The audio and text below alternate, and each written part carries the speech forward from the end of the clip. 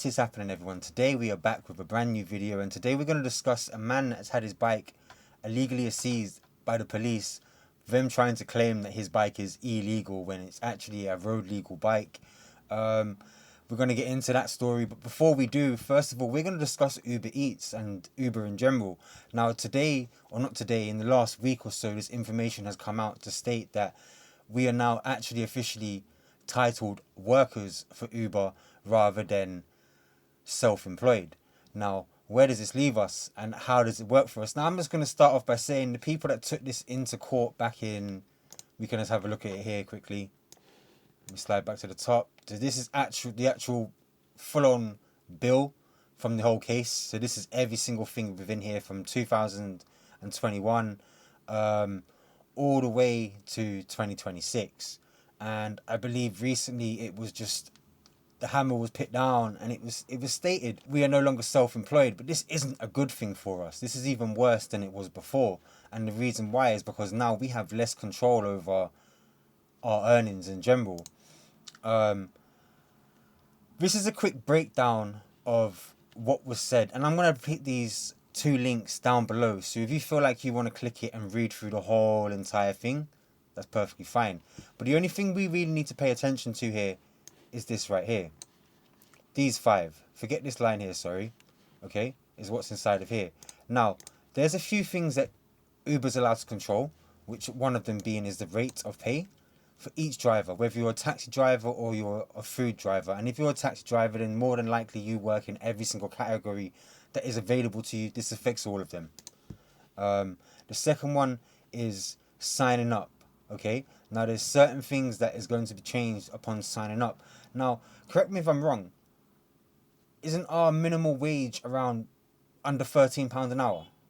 So that means we're going to make way less than anyone possibly was. At the moment, since I haven't been working, it's been put out that drivers are making under £13 an hour within Pacific cities. And we have to go out and put that to the test, because previously before I could do anything from £20 to £30 an hour just on Uber. Okay, now for the third one here, you can see that it says drivers are penalised. So if you cancel too many jobs and you're not accepting the work that you should be, you'll be logged off for 10 minutes minimum, basically, which eventually through the day is going to become a bit of an issue.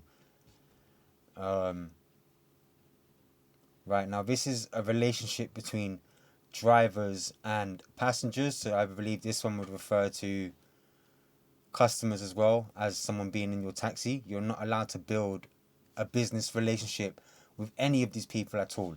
So anything in that gender, for example, being if someone sends you a personal tip to your account and says, hey, look, cancel the taxi fare through Uber and I'll pay you direct. That's a business relationship. You're not allowed to do that because Uber's just going to terminate your account, and they have full permission to do so. Now, let's just go back a little bit, right? You see here where it mentions about the drivers being logged off for 10 minutes.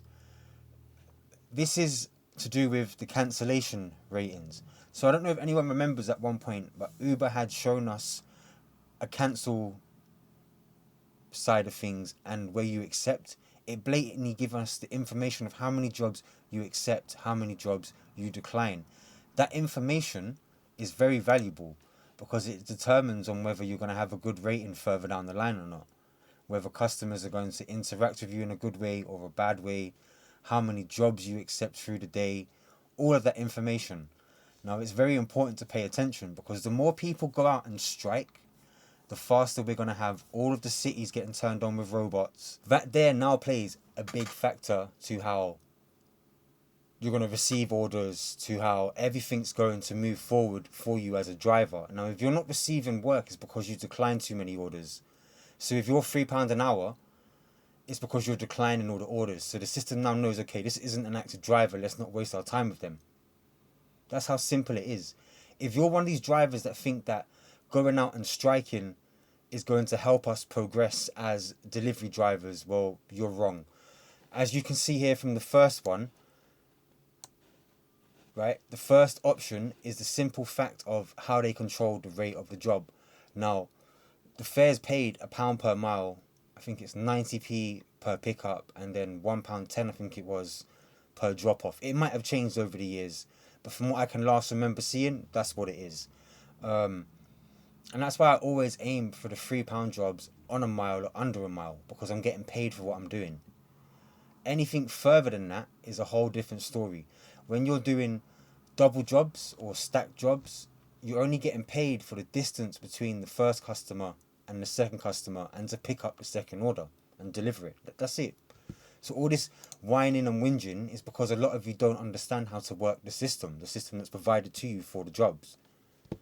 We then have this bigger issue on hand of where this took place earlier on in the week, and we're going to move on to a different story now. This man had his bike seized by the... Just try it.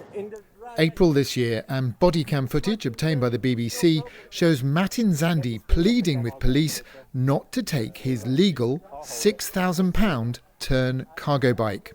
There is no assist. You heard that correct, okay? Now this is a very, very expensive e-bike. God damn it, I had it all up here on the screen earlier on.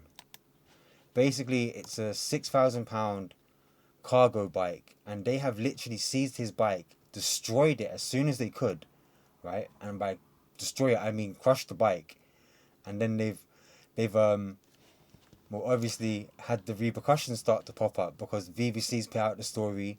They've done an interview with the gentleman, and this is an ongoing thing. And this is where I keep saying that a lot of other drivers are making everyone else look bad. For example, being if you're out doing deliveries on a illegal e-bike, you're part of the reason of why this kid here has had his bike taken, destroyed at £6,000.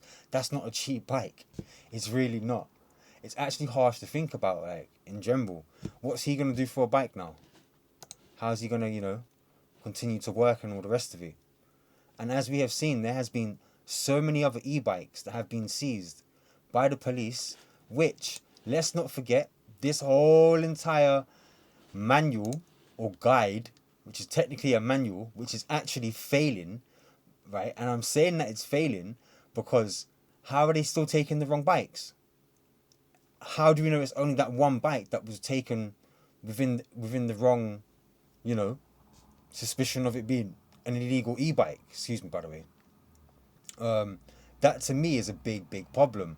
And when we were going over these chart flows, it wasn't the easiest thing to understand. So you can understand where the in-between becomes, because what they're doing is they've put everything into one chart. So if you look here, Twist and Go has more than one option. Now, I seem to think that this should have two separate pieces to it. So one should state what's a road legal bike, and the other one should state which one is an off-road bike, meaning it's faster than this, because all of this here, I realised as well, a lot of people in the video previously, before when I picked this out a month ago, were saying, I don't quite understand that charts. It doesn't make sense to me, which I can get where they're coming from. So that's why I feel like the chart should be in two separate categories, road legal, not road legal, rather than one chart and it all shoved in together to try and make sense of it. But yeah, I reckon if people were trained properly to handle e-bikes, we wouldn't have this issue. So I don't know, peeps. Let me know in the comments on how you feel about this. And, well, I'm going to keep watching Chucky. Until next time, peace.